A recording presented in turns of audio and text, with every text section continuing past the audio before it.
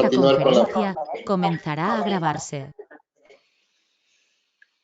con la protección de barras. Y justamente el tema más importante en esta protección, como hemos venido diciendo, es la estabilidad. Y cuando hablamos de estabilidad, estamos diciendo de que la protección solamente debe operar cuando las fallas son en las barras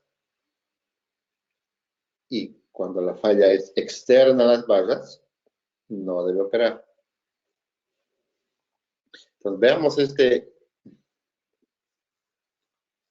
esta repetición de cómo hace la protección para no operar ante fallas externas.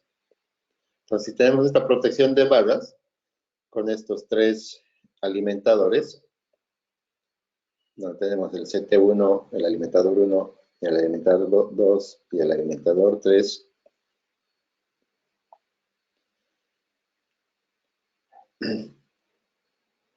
Y si tenemos una falla externa muy cerca aquí al CT número 3, lógicamente la corriente de falla va a ser igual a la corriente que está circulando por el CT1, que es la corriente I1, esta, y la corriente I2, que también está alimentando la falla, yendo a alimentar la falla, que pasa por el CT2.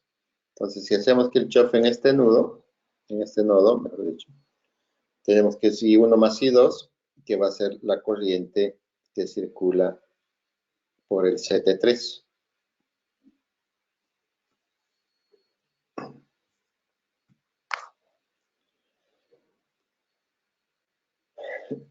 Entonces, el peor caso que se puede presentar es que este CT3 esté saturado y que el CT1 y el CT2 no lo estén, o sea que estén operando,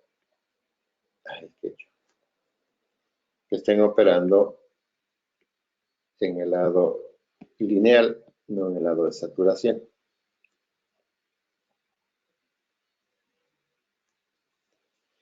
Entonces, como el C3 está completamente saturado, si vemos aquí sus circuitos, aquí estamos con, este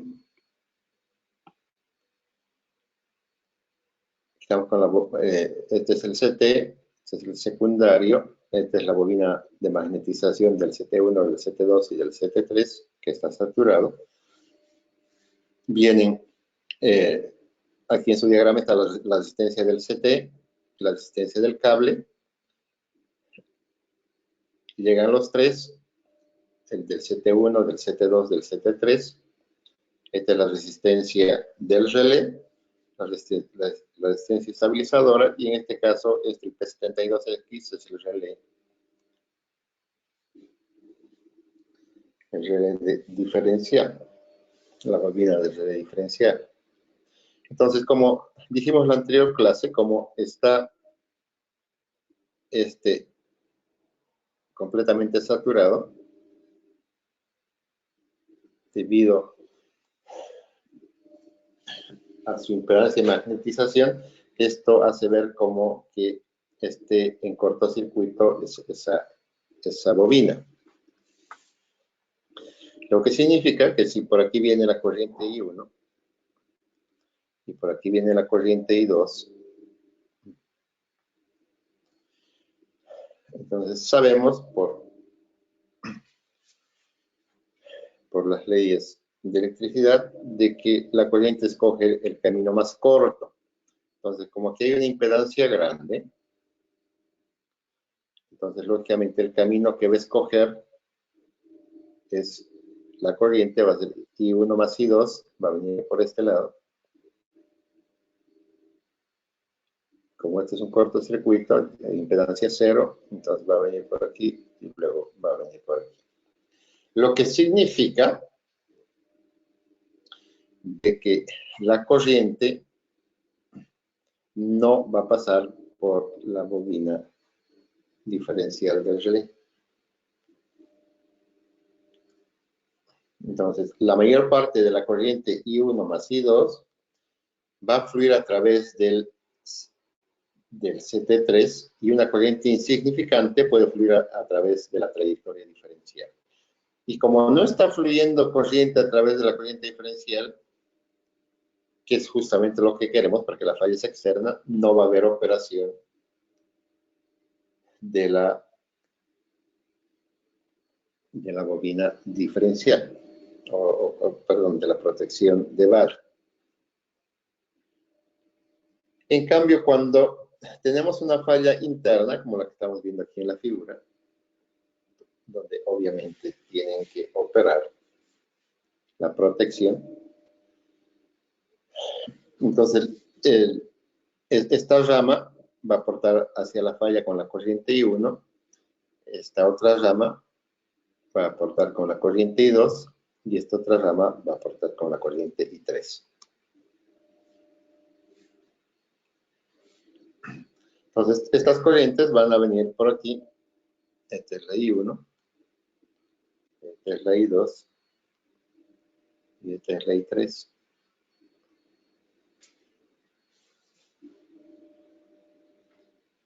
De tal forma que la sumatoria de esta corriente, hemos dicho que la selección del CT debe ser de que para fallas internas el CT nunca se satura.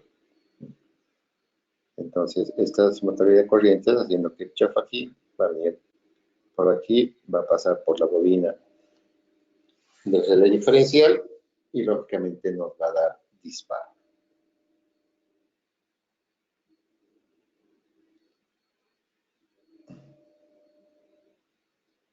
Aquí hay algunas consideraciones. Durante la falla interna, la ruta de alta impedancia, la resistencia estabilizadora, que es esta, más la carga del relé, dirige la mayor parte de la corriente secundaria a través de la rama de magnetización del CT. El voltaje desarrollado a través de la rama de magnetización es muy alto y está muy distorsionado. El voltaje pico puede ser muchas veces el voltaje de saturación normal, nominal. Este voltaje se encuentra en la ruta de alta impedancia, por lo tanto, fluye suficiente corriente a través del relé para hacer que este se dispare, como hemos dicho hace rato. Si el filtro de medición del relé está configurado en Fourier, que es un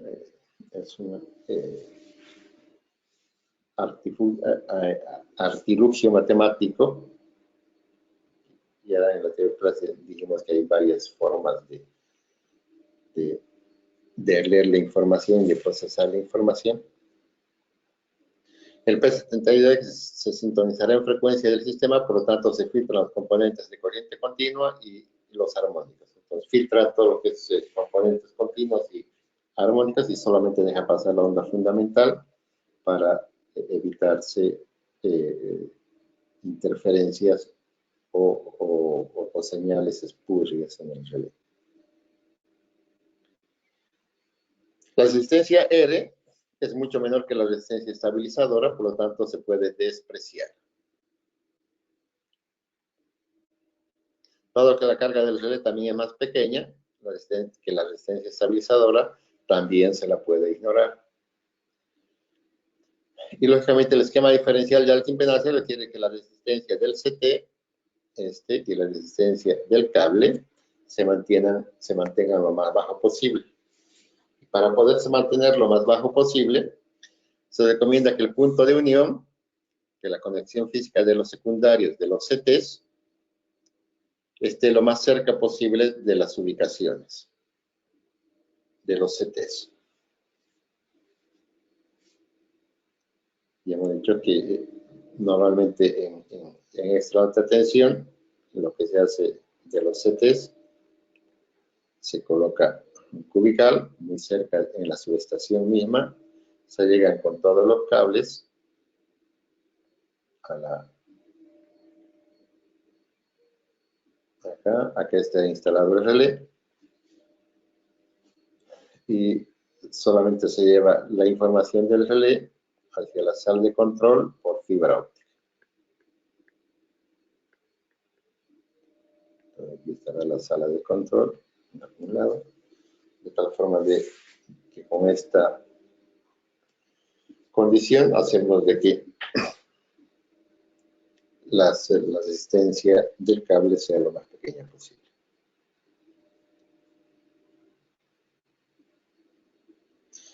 También algunas otras recomendaciones. Los CTs deben estar conectados a tierra en un solo punto.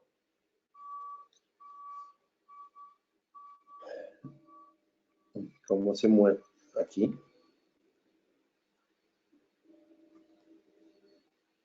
Para evitar una operación incorrecta del relé y daños a las interconexiones de los CTs. Si se realizan conexiones a tierra en dos o más ubicaciones, esta recomendación no es solamente para esta protección, sino es una recomendación general. Solamente deben estar aterrados en un solo punto. Porque si aterras en más de un punto, vamos a aterrar aquí también, entonces aquí se va a crear un loop de corriente donde va a circular dentro del loop y entonces lo que debe circular por el circuito, entonces ya no es la corriente que debe circular. Entonces, si se realizan conexiones a tierra en dos o más ubicaciones, las corrientes pueden fluir en el circuito diferencial debido a las diferencias de potencial entre los puntos de conexión a tierra, debido al flujo de grandes corrientes de tierra durante las fallas a tierra. Entonces, alguna nota, la conexión a tierra es para la protección del personal. Por lo tanto, el mejor lugar para hacer la conexión a tierra es el panel de relés diferenciales.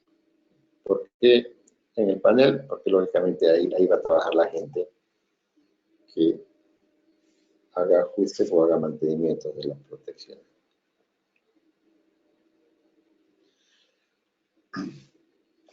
Ahí hemos visto un relé de una sola bobina, pero lógicamente podemos aplicar relés con 3 bobinas para medir la fase A, la fase B, la fase C. Y para esto podemos considerar que la corriente de operación primaria mínima por encima de la carga nominal, entonces este es el ajuste, que esté por encima de la carga nominal, de modo que si uno de los CT se abre en el circuito abierto, el relé de alta impedancia no funcione mal. Esta es una recomendación en caso de que un CT sea abierta. Ajustar el relé lo más sencillo posible y utilizar un segundo relé de verificación conectado a un conjunto separado de CTs para brindar seguridad contra un mal funcionamiento. Duplicar la protección. Lo que es deseable que la corriente de operación primaria no exceda el 30%, este es un criterio de ajuste, de la corriente de falla mínima. Entonces, lo puedes ajustar al valor de tu corriente de falla mínima, que sea menor o igual al 30%, o el otro criterio de ajuste, que esté por encima de la corriente de carga entre 1.1 o 1.3 veces la máxima corriente de carga del circuito. Entonces, esta es la protección trifásica que ya la hemos visto. Entonces, tenemos un alimentador, los 3 CTs, el otro, aquí, este es un alimentador, esta es la interconexión de barras. No, este es otro alimentador y este es otro alimentador, están divididos, están cortados aquí. 3 alimentadores, para cada alimentador, para las fases A, B y C, los CTs. Entonces llegamos aquí a una barra común, barra A, barra B, barra C. Entonces, todas las fases A, llegamos aquí, esta es la fase A, de este otro alimentador, esta es la fase A, y de este otro, esta es la fase A. Luego de esta fase A, entramos aquí al relé.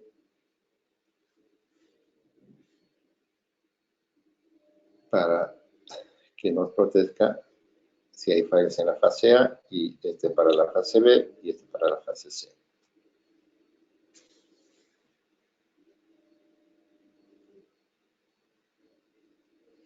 Para que un esquema diferencial de alta impedancia funcione correctamente, el CT y los cables de de corriente alterna secundarios deben estar en buenas condiciones. Bueno, obviamente. Cualquier falla de cortocircuito en estas zonas sobrepasa los elementos diferenciales, dejando desprotegido al equipo. Es decir, si se nos abre el cable o si falla el CT, entonces obviamente va a funcionar mal nuestra protección. Si se nos abre un circuito, un CT, va a provocar que fluya una corriente a través del elemento diferencial y pudiendo producir la operación de la misma. Si dice que esta corriente es mayor que la del ajuste. Y normalmente si se abre un circuito, sí va a ser.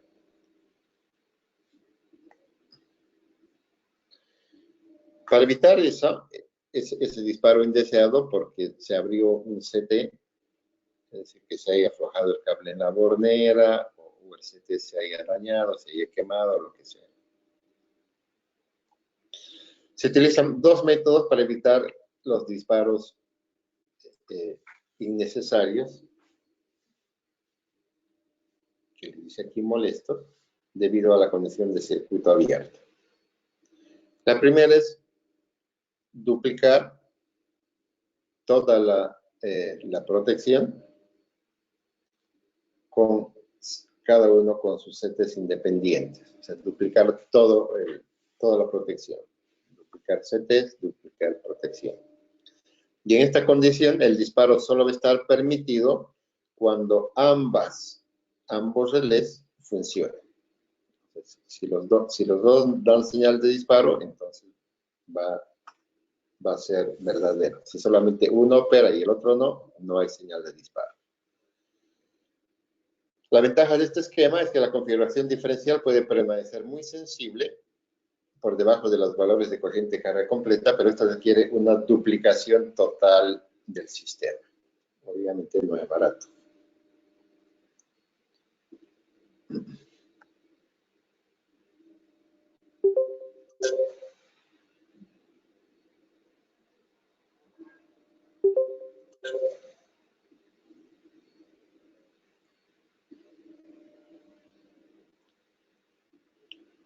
Y el otro método es supervisar los cables a través de un elemento de supervisión para monitorear si no hay corriente que esté circulando por alguno de los CTs. Y después de un tiempo de retardo, porque puede ser que ese alimentador esté fuera, digamos, esta función lo que va a hacer es cortocircuitar los cables de corriente alterna para garantizar la estabilidad y dar una alarma. Entonces vamos a ver. ¿Dónde está?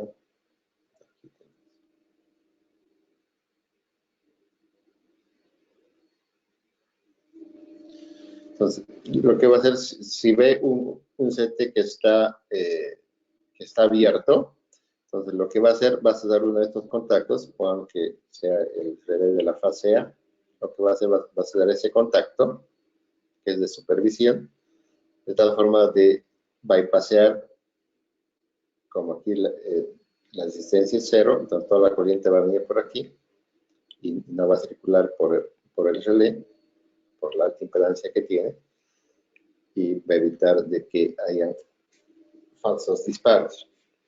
De tal forma que lógicamente una vez que sirve este contacto va a dar una alarma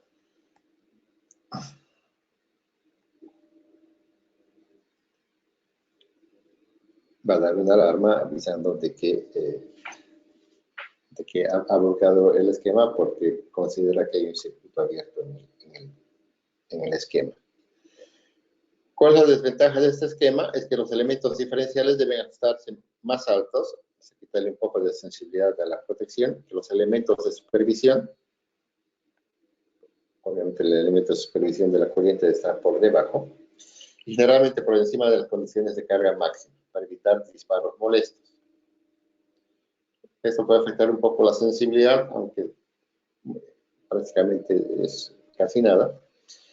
El elemento de supervisión debe tener una demora de tiempo para evitar operaciones espurias durante condiciones de fallas externas. Entonces, tampoco la supervisión no es instantánea, sino que es temporizada, 1 o 2 segundos, para evitar falsas operaciones debido a que se han presentado algunos transitorios en el sistema y él está recibiendo información transitoria. Aunque se impide que funcione la protección diferencial, es importante cortocircuitar los cables de corriente alterna para evitar los daños térmicos en el esquema. Entonces, cuando tenemos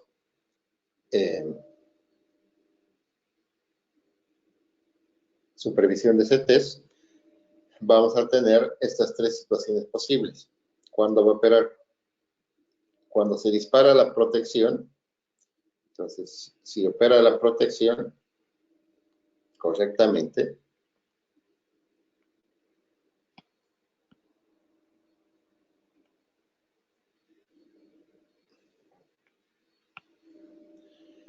supongamos que opera correctamente la fase A, y entonces una vez que ha operado, le va a dar una orden a que cierre este contacto,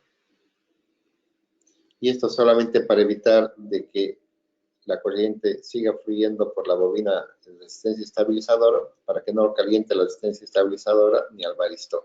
Es una protección del circuito este. Operó bien, entonces la corriente la vamos a hacer circular por aquí para evitar de que se sobrecalienten esos elementos.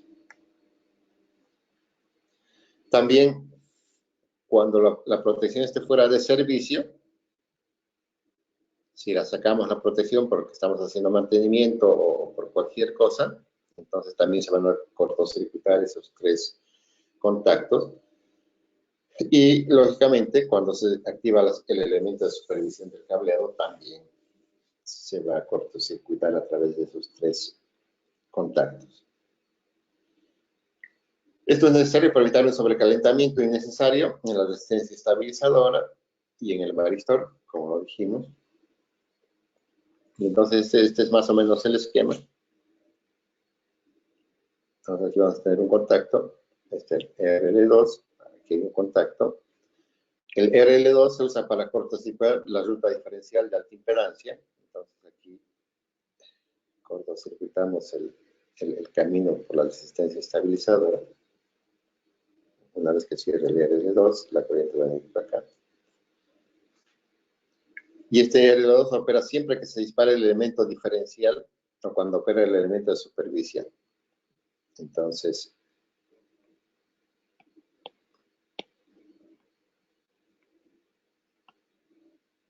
si opera la protección, opera la supervisión, se cede este contacto y viene la corriente por aquí.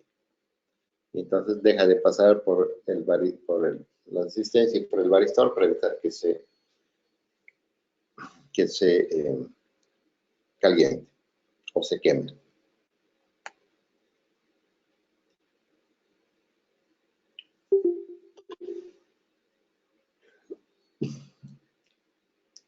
El contacto normalmente abierto puede usarse para iniciar un relé auxiliar. Este es un contacto del relé, de este relé, el relé que estamos usando, que es un relé Schneider en este caso.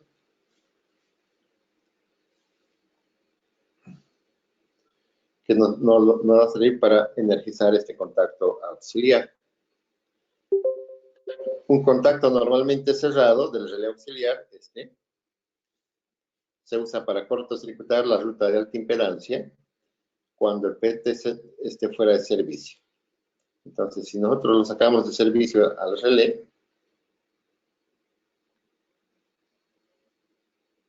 entonces, a través de este contacto, el relé está fuera de servicio, lo hemos apagado, por decir. Entonces, se va a iniciar este contacto y se va a abrir ese contacto. Entonces, quiero un contacto adicional, les debo crear para dar una alarma al sistema SCADA cuando el PT esté fuera de servicio.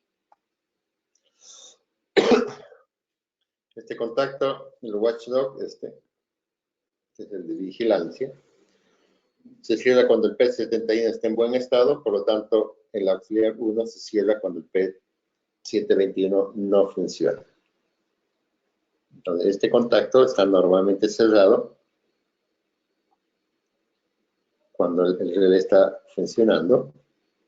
Por lo tanto, este contacto normalmente está abierto.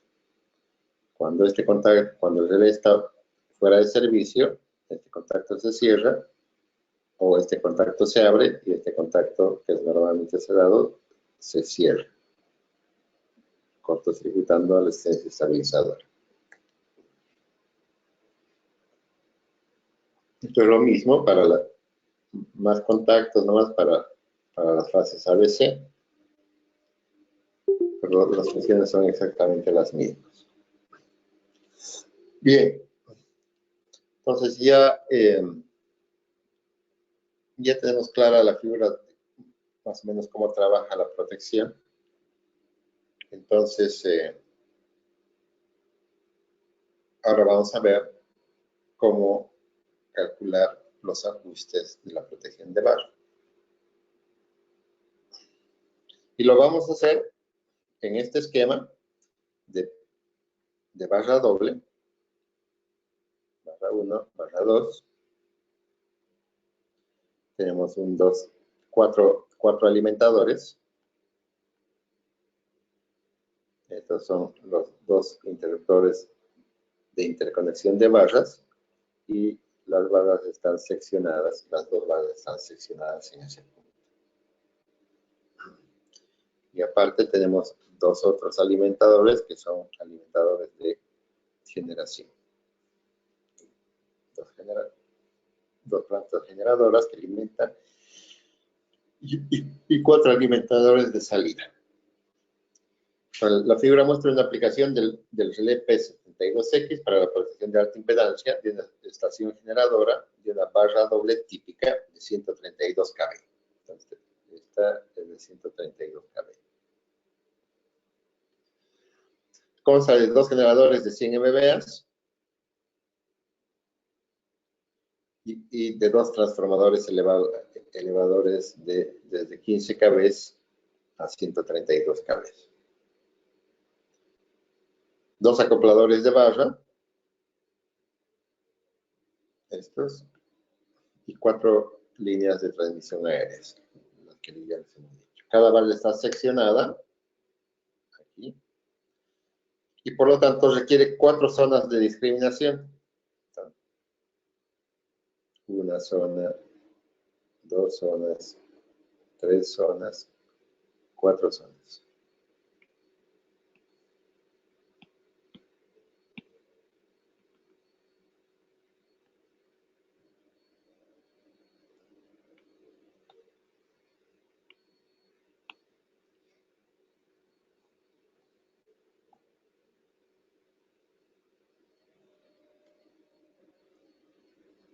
Cada barra está seccionada. Bueno, sí.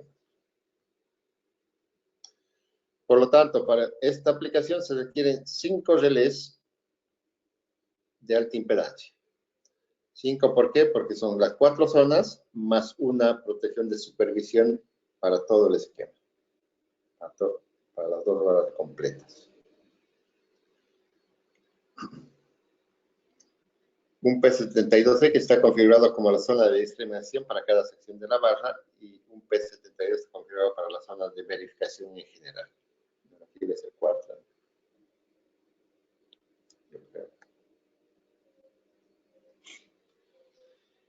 En este esquema de doble barra, cualquier circuito de la figura se puede transferir de una barra a la otra mediante seccionadores. Entonces, si yo quiero que este alimentador esté en esta, conectado a esa barra, cierro este seccionador, y si quiero que este alimentador esté conectado a esta barra, entonces cierro este seccionador y obviamente se lo dejo abierto.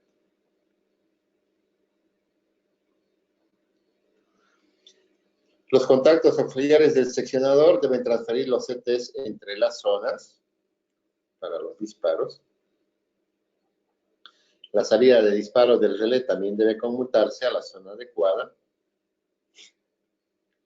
Estos contactos residuales deben cerrarse antes de que se cierre el seccionador principal y deben abrirse después de que se abra el seccionador principal para garantizar la estabilidad durante la operación de conmutación, que ya lo explicamos en las clases pasadas, que esos contactos deben ser especiales, que se anticipen o se retrasen.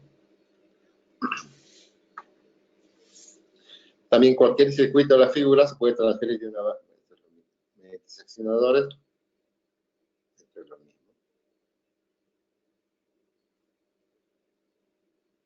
Bueno, estos son los contactos. Aquí están.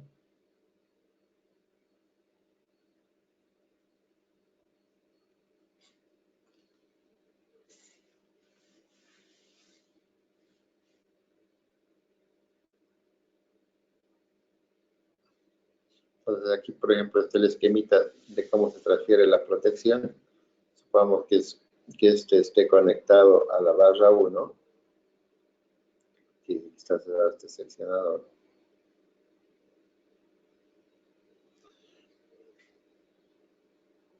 Entonces, como está conectado a la barra A, este contacto del seccionador, este se va a cerrar.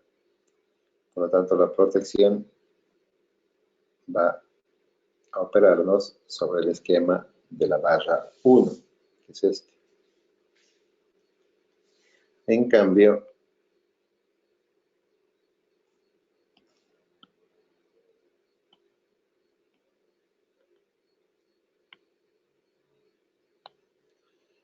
si yo lo conecto, este alimentador a la barra 2, entonces este seccionador, cuando sirve este seccionador el B, se va a cerrar este su contacto, de tal forma que la corriente me va a ir a la protección que me está viendo la barra 2. Entonces, de esa forma transferimos las protecciones de una a otra barra, a una sección, de una sección a otra sección.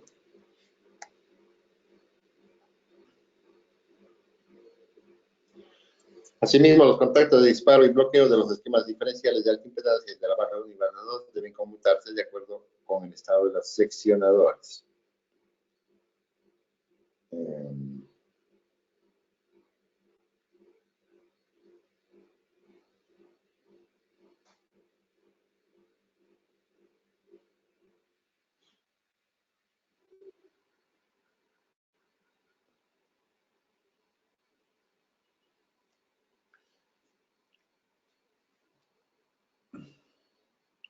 Entonces, si por ejemplo está conectada a la barra a la barra 1 es el contacto A, y si está conectado a la barra 2 es el contacto B, ¿verdad? Entonces, si está conectado a la barra 1, quiere decir que este contacto está cerrado, porque el seccionador A está cerrado. Y su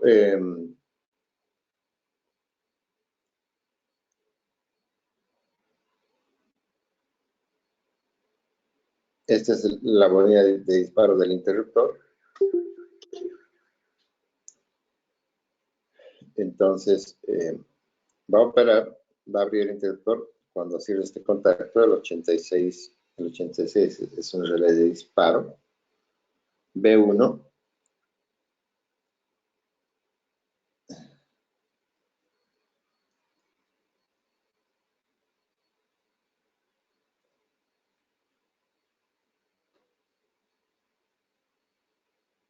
A ver, esto,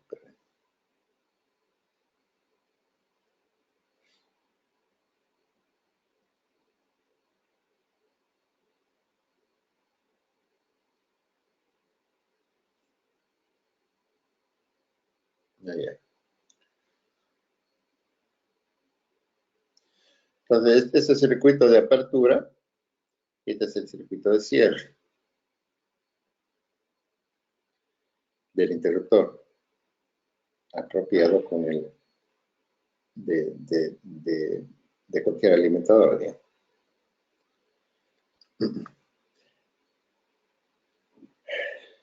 Por ejemplo, si el seccionador A está abierto y B cerrado, Entonces aquí dice que está conectado a la barra 2. El interruptor debería dispararse debido a la operación del relé de bloqueo 86B2. Esta bobina energizada se bloquea solo cuando funciona el 86B2, porque el contacto B, normalmente cerrado, está abierto. Si el 86B1 opera, la trayectoria del circuito se cierra, se mantiene ininterrumpida porque el contacto normalmente cerrado está cerrado. Ahí se de apertura. Entonces, este relé de bloqueo se va a energizar una vez que opere la bobina diferencial del 87. Aquí va a venir al relé de bloqueo, que es un relé auxiliar, porque el disparo normalmente no salen de los relés, sino siempre se va a un relé auxiliar de disparo, que tiene la capacidad de manejar por más tiempo las corrientes grandes que circulan por este circuito.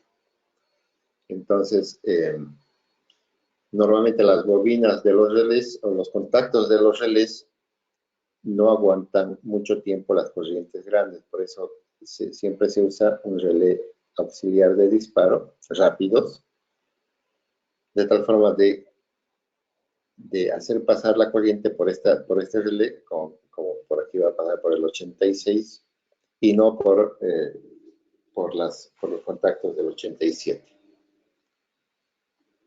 Entonces, una vez que da la señal de disparo, energiza el relé 86 y va a cerrar su contacto y va a abrir el circuito. Y para cerrarlo, bueno, esto no tiene que haber ni bloqueos ni del 86B1 ni del 86B2. Entonces, en caso de que es la única condición de cierre, de que todos los relés de bloqueo estén repuestos. Es decir, que no haya ninguna señal de disparo ni en la barra 1 ni en la barra 2 y yo voy a poder cerrar el interruptor. Para el propósito de este ejemplo, se asume que todos los interruptores son de 3500 MVA nominales.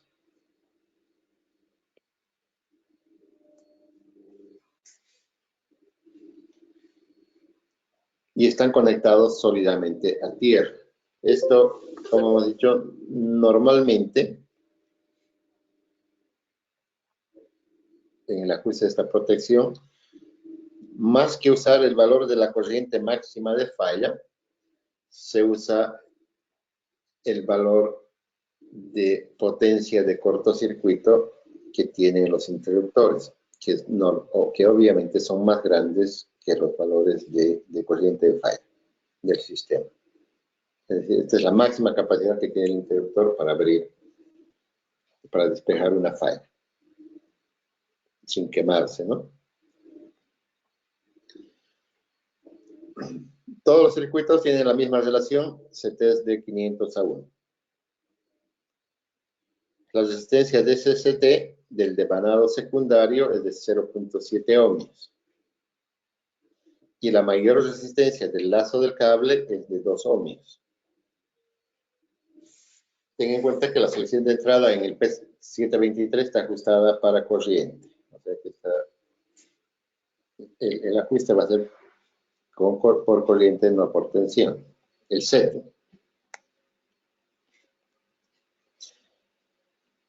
Ahora, como ya sabemos, cuando hablamos de estabilidad en esta protección, ¿a qué nos estamos refiriendo? Vamos a ver el cálculo del voltaje de estabilidad. Pero para eso vamos a repetir de que el nivel de estabilidad de la protección de barra se rige por el máximo nivel de falla externa, que es asumida por el valor nominal del interruptor. Incluso si se conoce el nivel de cortocircuito en el sistema, se recomienda utilizar el valor nominal del interruptor para calcular el ajuste. el uso del valor nominal del lector permite que cualquier expansión futura del sistema o de la barra colectora y no tengamos que estar haciendo, volver a reajustar porque se creció la barra o porque el valor de cortocircuito de la barra se ha incrementado o por cualquier cosa. O el nivel de carga de la corriente máxima se ha incrementado. Entonces, por lo tanto, la corriente de falla máxima externa va a ser igual al rango del interruptor sobre el nivel de voltaje dividido la raíz de 3. Y hemos dicho que el rango de voltaje o el rango de la potencia de cortocircuito del interruptor son 3.500 MVA. Esa es la máxima capacidad que tiene para abrir una falla de esa magnitud. Por lo tanto, la corriente de falla que nosotros vamos a asumirla es la de 15.308 amperes. El voltaje requerido de estabilidad del relé, el voltaje BS, y suponiendo que uno de los CTs esté saturado, que es la peor condición, ¿se acuerdan que habíamos visto que salía que el voltaje de estabilidad es igual a un factor K, que es dado por el fabricante del relé, por la corriente de falla, que multiplica a la resistencia del CT más 2 veces la resistencia del cable.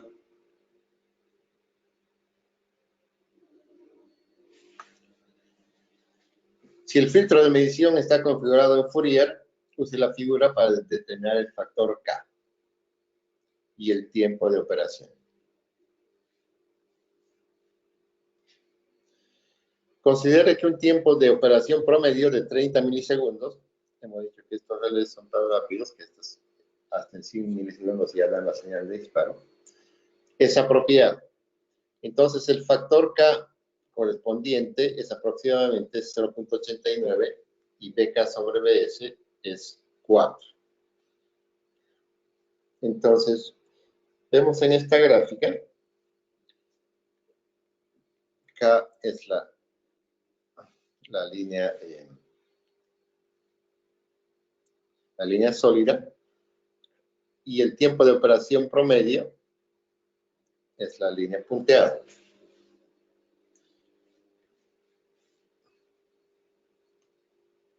Entonces, para el tiempo de operación de 0.3,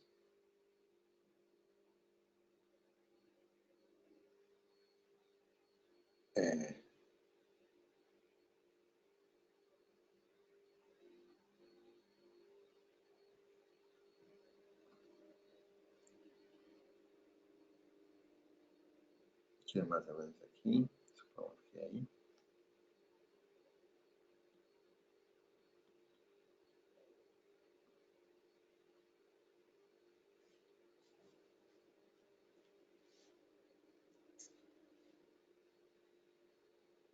No.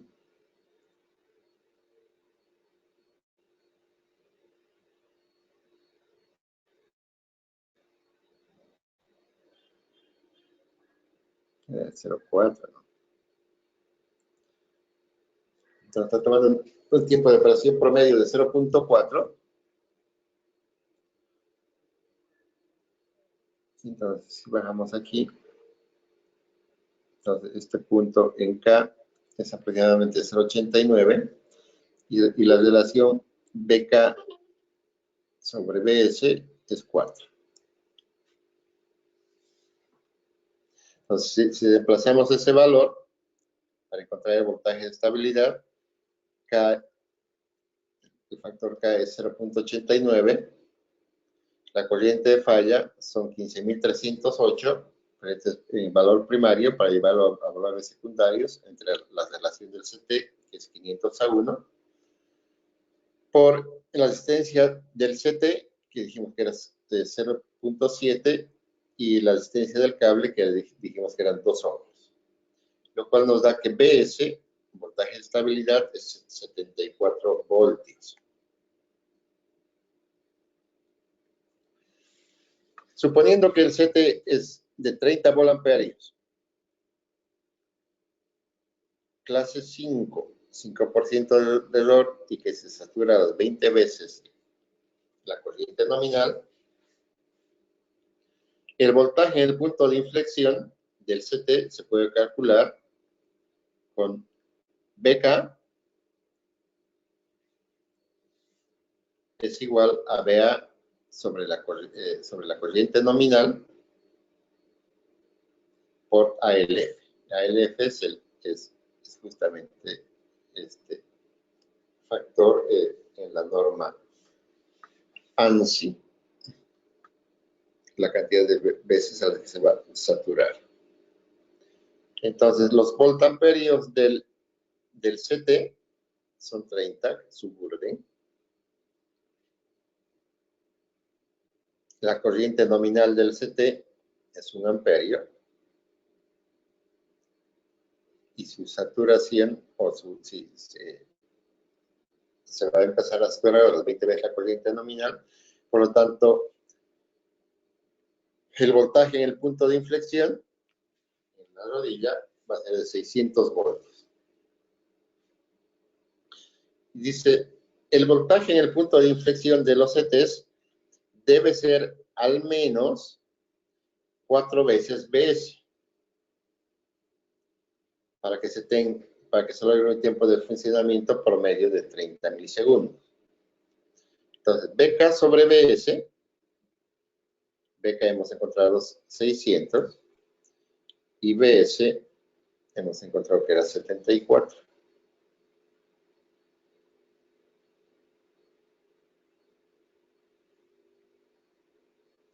Perdón.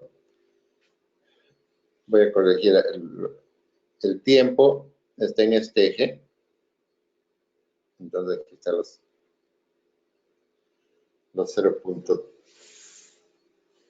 30 milisegundos. Está aquí 0.03.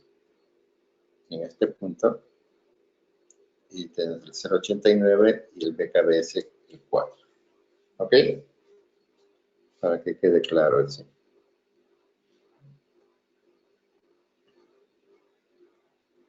Y entonces nos sale que es 8,1.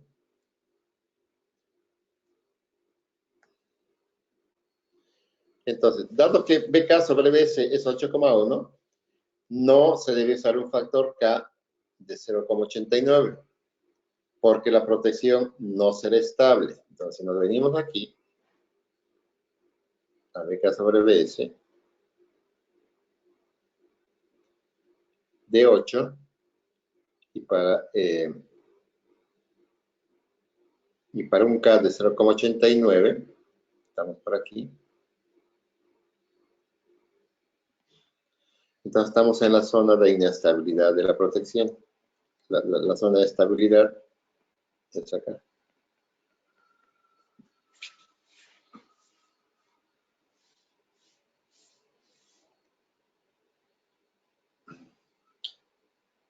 Y entonces, de la figura, para este BK, vamos a ver esto.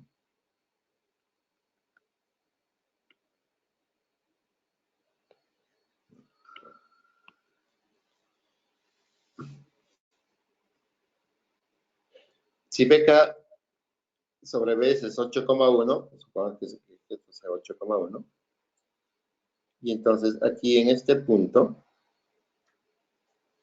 estamos con un K igual a 0,98.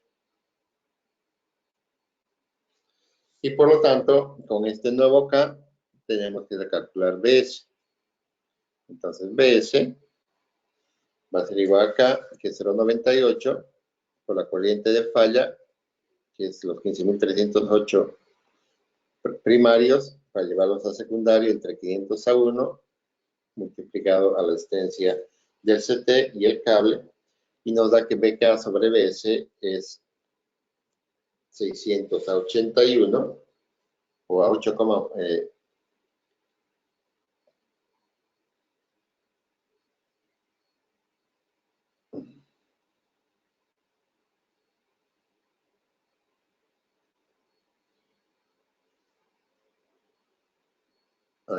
de que 600, sí, y veces 81, nos da que es una relación de 7.4.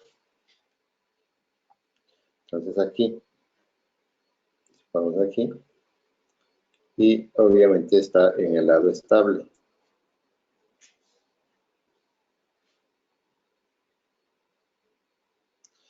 Cuando BK y BS es igual a 7,4, el factor K es aproximadamente 0,96. Aquí, entonces 0,96 ese punto. Dado que el factor K utilizado para volver a calcular BS es superior a 0,96, la protección será estable. Por lo tanto, es apropiado un factor K de 0,98. Y ese va a ser su ajuste.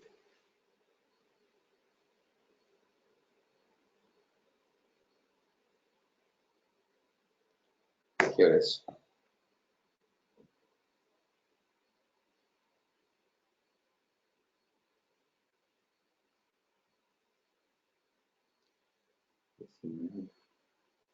Hasta las 10, ¿no? Ingeniero. Y entonces vamos a terminar con los ajustes la siguiente clase, con este tema. Para que más o menos vayan pensando hasta este punto donde hemos definido el ajuste del relé para un K de 0,98, donde ya tenemos el sistema estable y después vamos a ver el cálculo de la resistencia estabilizadora. ¿Alguna pregunta?